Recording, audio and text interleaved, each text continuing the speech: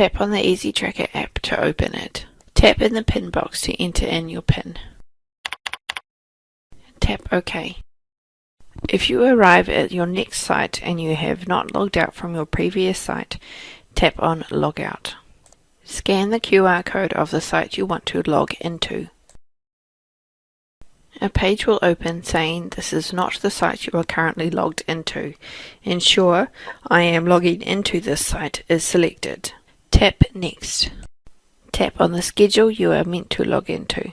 Tap Next. You will need to update the time you left your previous site. Tap on the box. Tap OK to set the date. Use the plus or minus buttons to set the hour and minutes.